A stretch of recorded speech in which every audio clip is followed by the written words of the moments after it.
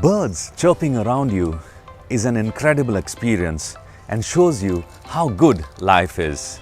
The keynote speaker at the inaugural function was Dr. Ashwin Vishwanathan, who spoke and shared his experiences with Runa Aggarwal.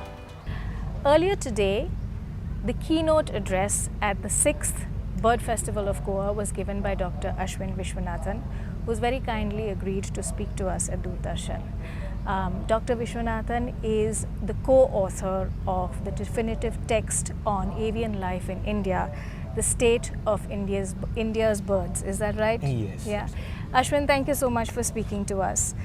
What is the text about? Tell us, please. So the text is a first attempt at assessing the health of India's birds.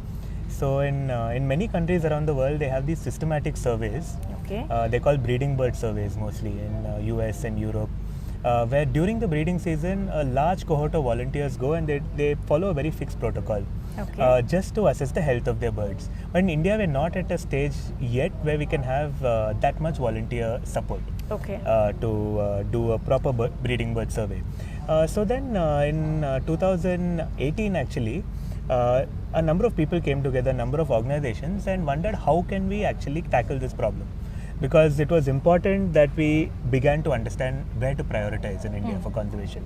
And then we thought about it, and these 10 organizations, including the National Biodiversity Authority, including a number of government and non-government organizations, people started thinking about this vast citizen science database, which had been uploaded to eBird.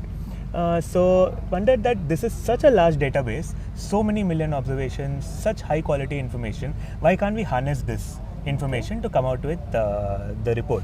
And then we began the first deep dive into the data to see was it possible, can this data be made to mimic in some way these more systematic surveys. And then we realized that actually with a little bit of it, the right statistics, you can get some of the biases out and make it mimic a systematic survey, the data. So once we realized that, a team was put together to analyze the data. And I must clarify that it wasn't an effort by myself alone. It was a huge team effort.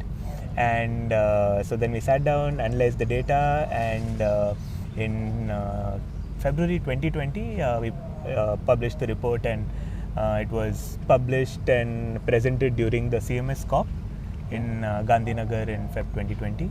Okay. And, yeah. So how many species of birds are there in India? There are now 1,353 species that have been documented in India.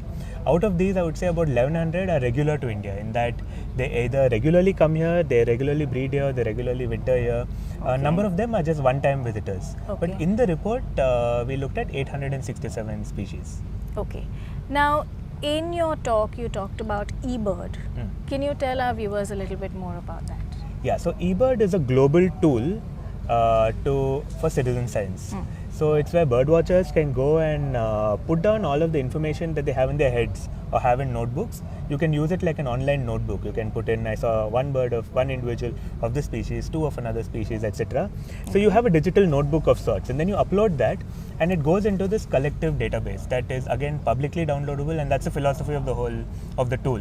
In that it's uploaded by birdwatchers for birdwatchers, and anybody can go and download that information for free, download the global information that is uploaded on eBird and analyze it and find out anything they want about birds. So that's how it works. Okay, so is there some kind of a text or a periodical where somebody that's interested in what's happening in the avian space in India can regularly update themselves a subscription or something like that? Yeah, so I would say there are a number of possibilities now, soon growing. There are possibilities that include the periodicals published by BNHS, the Bombay Natural History Society. Okay. There are certain other periodicals published by organizations. There are some others. One which I introduced now is called the Flock, which is a newsletter, monthly newsletter if I'm right. And that one generally summarizes what's gone on in the world of birds for the past month. Okay. Yeah, there is also the Bird Count India website where there is information relevant mostly to bird watchers, not so much to policymakers, etc. Okay. It's more for bird watchers, and there's also the eBird website by itself, which is again relevant to the audience that uses the platform.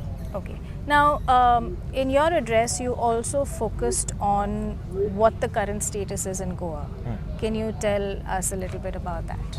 So Goa actually is a unique area where it has a really large amount of both rainforest, forest, and coastal habitats, and that's a bit unique among states in India.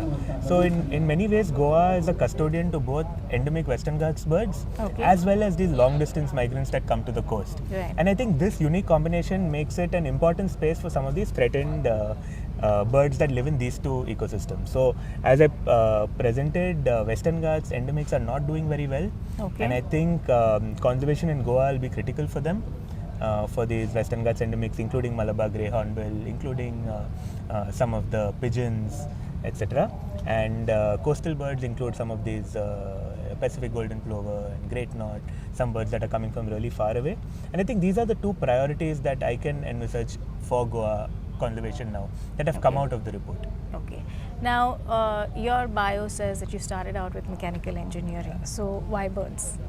So I didn't, during that period when I had to make a choice about my career education, I didn't know there was a career in ecology. And Okay. I think that's true for many of us in India, Yes, maybe a little true. less so today. But in the past, I had absolutely no idea that this was a career. And I've been a bird watcher since I was about 5 or 6 years old. Wow, okay. So if I had known that there's a career in this field, I probably would have gone there. But I also liked mathematics, which has Okay. actually helped. I think it's a really useful skill to have in ecology, where you Okay. can handle data well.